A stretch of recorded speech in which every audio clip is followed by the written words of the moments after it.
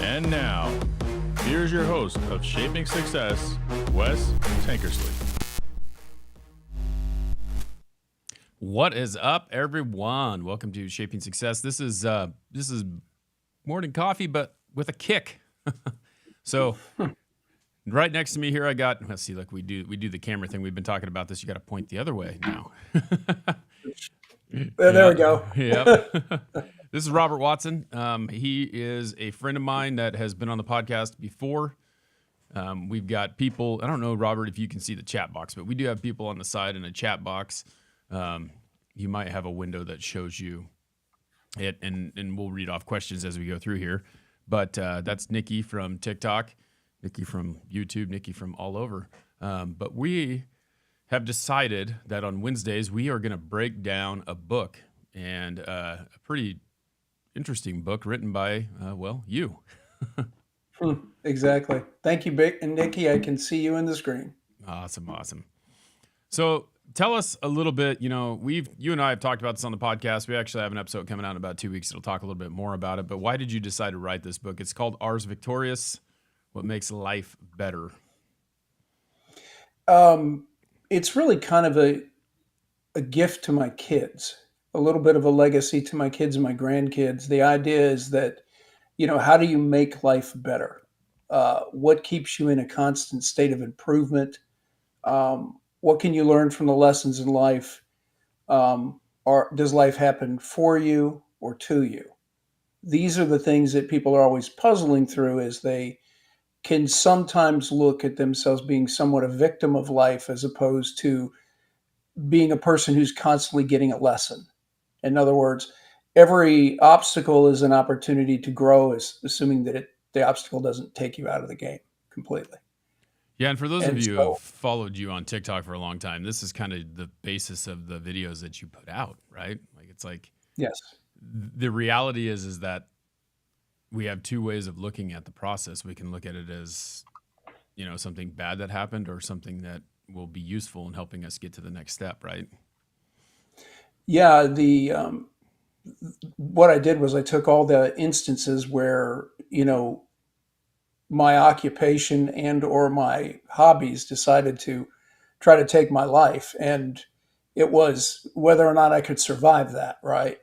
And had I done the preparation, had I done the proper strategies to get to that point, or had I just, hoped that I would survive? And so, as we can see from the morning sweat that is still going on.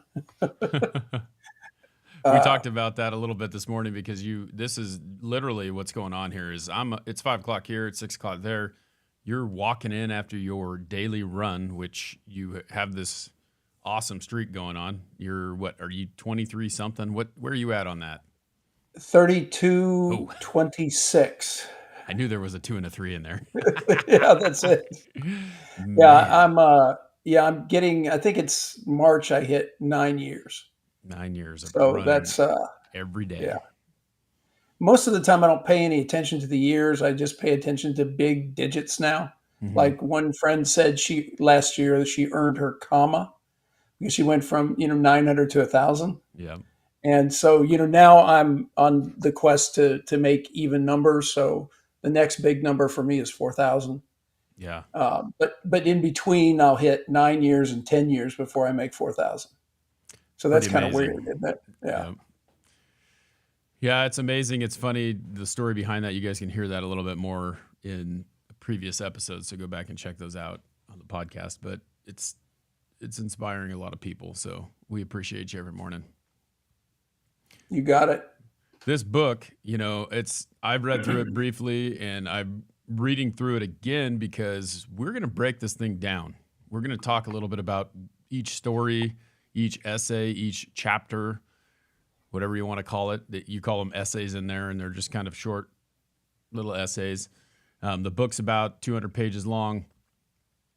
Quick, easy read. What I like about it is, like, you can just go through and you can just like get a little kick in every single day about this is what it was. And rereading the first chapter again, it was just kind of interesting in reading through like this crash, right? That's what it's about.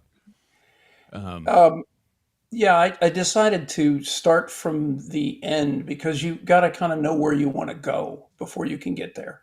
And so you need to begin every adventure looking at the end. Well, in this case, I was, on about a 1.5 mile final for a runway, and my engine stopped Mm-hmm. and it wouldn't restart. So now I have the, uh, unhappy occurrence of realizing I'm going to crash. And so the question is, where am I going to crash? Because I attempted to restart the plane twice. And at that point, I'm beyond restarts. I mean, people would say continue to restart.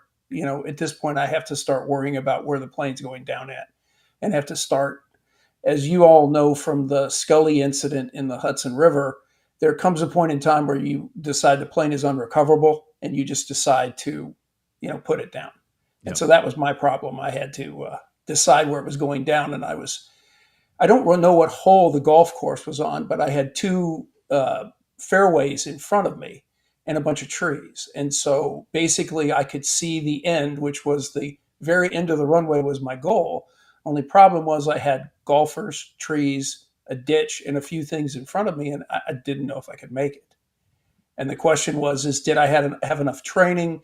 Could I think fast enough? Where was my out? And if I went for the runway and I caught the ditch, I was going to somersault the plane and probably kill myself. So, that's the small choices you have to make, right? And you have to do it in milliseconds, Yep. right? And It's so the question was, had I been well trained, and that's the story I always want to preach to people, had I trained myself well enough to have earned the right to survive? And I know that sounds weird, but that's really what it boils down to. Had I earned the right to survive? did you put the And work so, in? yeah, have I done the job, right? I mean, Yeah. because a lot of things can go wrong. There's no question. But, had I put enough in? And if I put enough in, then you're good, Yep. right? Then you've at least done everything you can do. And if you die with a smile on your face, so to speak, I guess. I don't know. We'll see. Yeah. That's one of the things that we've talked about a lot is like just knowing that you did, do you want to go to bed tonight knowing that you didn't do everything you possibly could have done to be better today than you were yesterday? Because now you've given yourself that opportunity to be better, right? That's what it's done. Yeah, and there's been other incidents where this time I was alone in the plane, but there was other incidents where I was not alone, when other people were their lives hinged on my ability or my training or the absence of training. That's what really becomes difficult, is when you risk other people's lives. And that's what airline pilots do all the time, right? Right. It's not just about them. Okay. Matter of fact, they don't really care about themselves. When the problem starts happening, they worry about the 300 passengers they have on board. Yeah, it's pretty amazing. You brought up what is that? What did they call it? Miracle on the Hudson or something like that, was with the Solon, I can't remember his last name. Anyway, I just watched that movie, but it was crazy how in the end he lands this plane, he saves all these people, no one dies, but they're back to the fact that did he do the right thing? And it's like, this is stupid, because they really proved in the end that he did the only thing possible. He had to make the decision. It wasn't something that a computer can make the decision for you, right? Like, you have to decide, what are we going to do? How are we going to survive? Yeah, so the way engine out training works is, when you realize your plane is unrecoverable, you now look for open space, because what you don't want to do is kill people on the ground with your plane. So you imagine his choices. Okay. City, water. He didn't have any other choice. There was zero other choice. If he could not make it back to the runway, which he assumed he could not turn around the plane and it would create so much drag on his plane that it would force him down. He only really had one choice. He had one out. And in truth, I know that passengers will not be happy to hear this, but the first concern at that point is you don't take any more people with you. In other words, I don't take the 300 people on the plane and crash it into a building and take another 1,000 people. So the plane becomes sacrifice to not taking out anything on the ground. So when you begin to realize what that is, so now you look at his options, that was his only option. Yeah. And so that's also why he probably didn't feel like much of a hero. Was he was like, I just did my job. Right. I did what I was trained to do over and over and over and over and over again. He just did it well. Yeah, talk about one of the things that I was reading as I was thinking through this. I was like, the amount of things that are going on around you that you are like you see. You talked about it like Mm-hmm. slowing down, like time kind of slowed down when you realized you were in this. I don't know. It's not a panic. It's like you're just in this different zone where like we're going down. Now we have to decide what to do. How are we going to figure this out? And you just start noticing back and forth. And I have to tell you, it's kind of funny because it's like you're like, here comes some oak trees, and I'm like, I wouldn't have noticed that there were oak trees. I would have just known that there were trees. I mean, this is crazy. Like the attention to detail, like what's going on, your mind slows down, and you're just like, all right, we're gonna figure this out. This is what we're gonna do. Talk about that a little bit. How does that process go? That's crazy. That's just amazing that you can slow it down that much to see what to do. Well, back to the most important thing, which is I had really, really good flight training. I had great instructors. So the reality is we did this over and over and over again, right? In all kinds of places, in odd places. It didn't matter. They found the luxury during flight training of pulling my engines or losing my flaps or losing something, but it was normally pulling my engine. And it was like, okay, engine out. Where are you going? Mm-hmm. Tell me where you're going. And let me tell you, when a lot of the places we trained, I was down to 100 feet before they gave me back my engine. So it was, You've we been we there. did a lot of that. So as we're looking, what I don't say in the book is that I actually saw the guy on the green look at me as I was going overhead, one of the golfers. He actually looks at me, right? Yeah. And as I made the joke, I wanted to lift my legs as we went over the tree, thinking, artificially that if I just lifted my legs, it wouldn't scrape the bottom of my plane, right? I mean, you get really trivial, but everything becomes very locked into the end of the runway and all the dynamics that are going on with your plane. In other words, where are my flaps? How am I configured? How do I get additional length out of this? What's in my glide path? All this stuff is going on as fast as you can. But the first thing that happens when you realize you're going down is you scan basically 180 to say, where can I put this down? Mm-hmm. And what you don't want to do is turn 180 around because you create so much drag, it forces you down fast. Yeah. So you don't want to do that. So you want to go somewhere where you kind of get maximum glide path. And so the golf course was one option. Okay. But there were golfers. Right. And that wouldn't have went really well. So the golfers eliminated the golf course. So then I had the trees and the ditch and everything. So really my only option was trying for the runway. Right. And so you're doing all that as fast as you can. You're reconfiguring your plane. You're making sure that everything is what it's supposed to be. And you're also making a call to the field to let them know you're engine out. And this is not a drill. This is not a joke. Okay. Yeah. Because we can simulate, and you'll hear it over what's called a Unicom. You'll hear Cirrus 414 Tango X-ray is simulated engine out. Everybody knows what I'm doing. I'm doing a simulation. But if I call the actual Cirrus 414 declare an emergency, engine out, that clears the field. Right. That also lets the emergency workers know to go to work. And all this is taking place in 30 seconds. Everything from start to finish. And you just know because you've practiced so many times. It's repetition. Yeah, it's amazing as you're talking about that. Like everything, you guys will hear this a lot because Robert and I both were athletes too, and we'll really relate these things to being an athlete. But you listen to like Michael Jordan talk about how he won games. He treated practice. He practiced harder than he played, is what he always said, because he knew that if he practiced harder than he played, then the game would take care of itself. The games are going to practice, not in the game. So it's amazing that I didn't really think about them practicing like engine stalls multiple times before you get, that's part of your training. That's where you learn. But had you not practiced that, you probably wouldn't have been as cool and calm about the whole situation. Right. You're kind of the reason why you're calm is you're actually overwhelmed by your workload. Hmm. And so you're just working the problem. A friend of mine who I mentioned in there, I carried his casket because he kind of splattered his plane in North Carolina. I asked the NTSB their opinion of whether or not he knew how bad his situation was. And they said, when you get into those situations, you will be working the problem until you black out. Most Yeah. people don't know they're going to die because they're just busy working the problem. They're busy being good pilots. And my friend, when his plane was pulled apart by the forces, was nose to the runway on a 5-mile final. So he had worked the problem to that point Right. when he failed.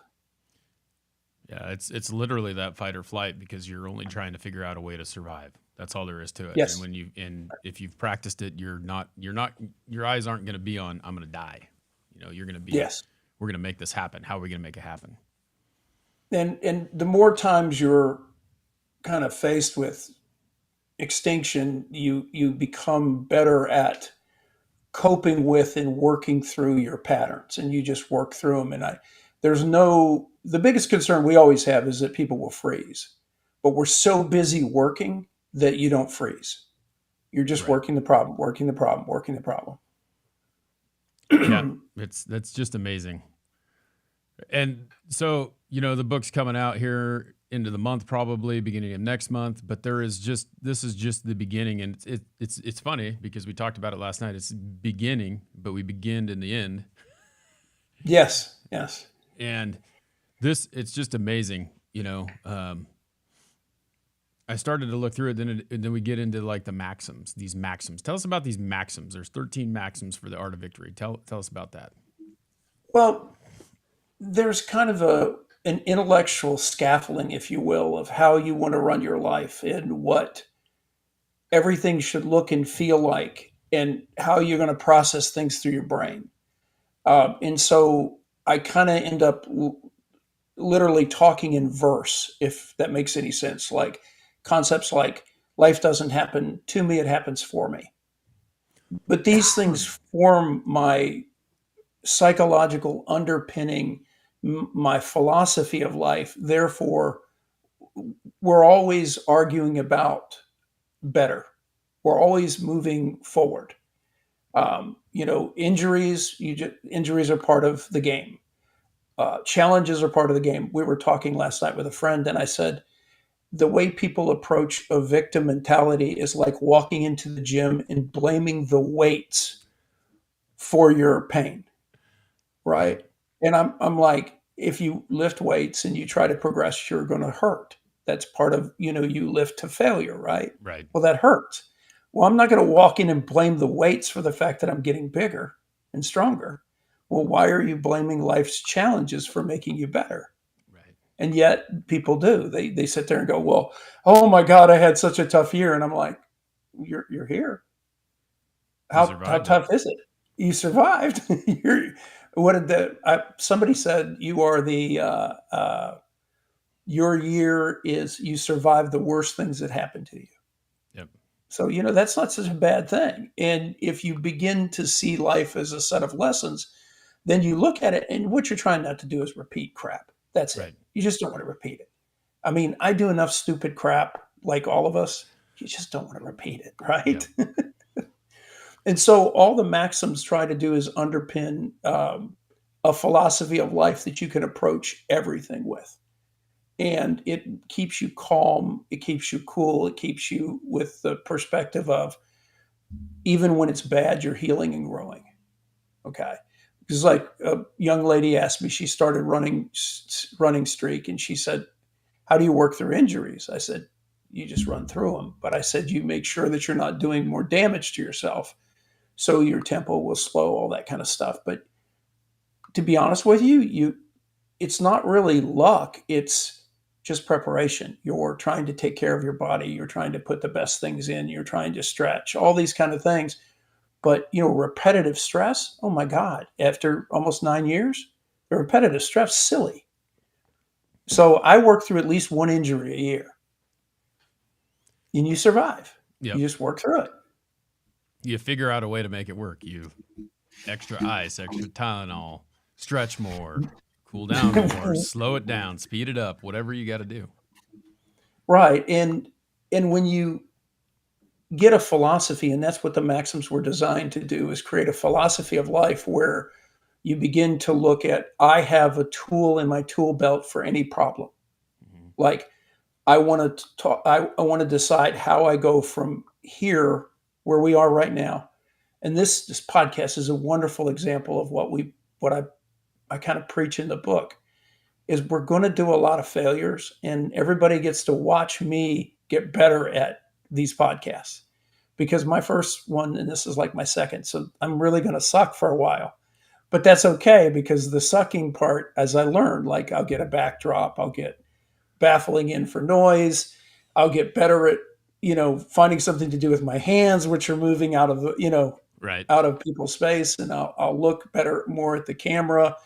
I mean, I'm unseasoned, so it's going to be ugly, but that's how it is. It's not pretty. Funny Plus, last night when I was being on camera. texting you, it was hilarious because I was sitting there going, I said this in the text. I was like, you know what? It doesn't matter. We'll try it. If it's shitty tomorrow, it'll be better the next day. We'll just do it again. We'll just do it again. Yes. Yeah. And back to the sports analogy, right? You run a play and it just looks like hell, right? Yep. And you're like, the timing's all wrong and all that kind of stuff. So you do it again. And you do it again, and you do it again, and you do it again. And then there's this magic on game day, right? Right. This magic where you're running. And I remember this play. It was just one. It was 1st and 10 on the 20, right? And it's basically an option right. Yeah. And I have a fullback and a tailback in the I formation. So I fake to the fullback, and then I option to the right with the halfback. Well, my outside receiver is supposed to take the inside linebacker and shield him, and the tight end, it's a strong side play. The tight end pops out and hits the corner. Well, all we have left is the safety, right? Yep. And if the safety cheated in, okay, and he doesn't come in, I'm going to go run with the ball. If the safety comes up and takes me, I pitch it to the halfback, and off we go. Yep. Well, in this play, we had ran it over and over again. Come on, it was ugly a lot. Yep. But this one time in this game, everything, it was like magic, right? Just like magic. The safety got caught inside. I didn't pitch it, and I went 80 yards for a touchdown. Yep. And it was just like magic because everything worked to script. Now, we'll run the play 100 other times, and it will not, do that. It will, 4 yards, 3 yards. Right. And, a lot of times I get hit and knocked into the ground. And, so but it's that one magical time where it works to perfection. Right. And that's why you practice. Yep. So one day we'll get a podcast. I just visualize as you're talking about that, because everyone knows that, I played football too, but I was the guy pushing people around so that you could get to where you needed to get, because I was a lineman. Exactly. But I still remember like watching people run the option and just that perfect, like, just like you said, it's either I'm going in or I'm pitching that ball, and just, when it works, it works. It's a beautiful thing. Oh, yeah. When it works, you overwhelm the defense. That's what it's designed to do. But if you don't get your blocks down, whatever. Yeah. I mean, you're asking a wide receiver to shield a linebacker. Yep. I mean, that's a huge mismatch, right? Not good. I don't know about you, but most of the receivers I had on my team did not want to block anyone. That's why they were a receiver. Exactly. And they damn sure didn't want to take a linebacker on that's got 60 pounds on them. Yep. So the best you could pray for is they would get in their way. Yep. Exactly. They weren't blocking, just get in the way. Get in the way just enough. Just enough so I get free. Yeah. Well, I think what we'll do here is I kind of like these maxims, and I think that it's a great one to cover. Maybe we'll cover one every day is what I'm thinking. There's 13 of them, but we'll get through or every time we do this, because if you guys are joining us, this is something that Robert and I are going to do every Wednesday. He's got a book coming out. We're going to break it down a little bit. Brian Sales is in the house. He's asking questions. He says, it's funny that you hate to be on camera because you're always on camera. But the funny thing about it is that you're always on camera for a few minutes, right? You don't have to sit there. 7 to 11 seconds. Yep, he's got it broke down. Right. Yeah. I mean, I'm on there so short that it's like a burst of energy, and I'm always trying to get my energy and tempo on. and then I'm off. Nobody has to worry about anything other than, can I spit the words out in the right order? Yep. And there's even times you guys don't know this because I get tagged in every one of them, but I know that like there's times where I'm sitting there and I get tagged in one and then I get tagged in another, like right after the first one. So that means that he saw something after he posted. He's like, I'm taking this one down. I'm putting another one up. Yep. For 7 to 11 seconds. Yes, exactly. Right. So I'm being, I think one day I did 11 versions, right? Because I looked in the back and there was something in the background. There was this.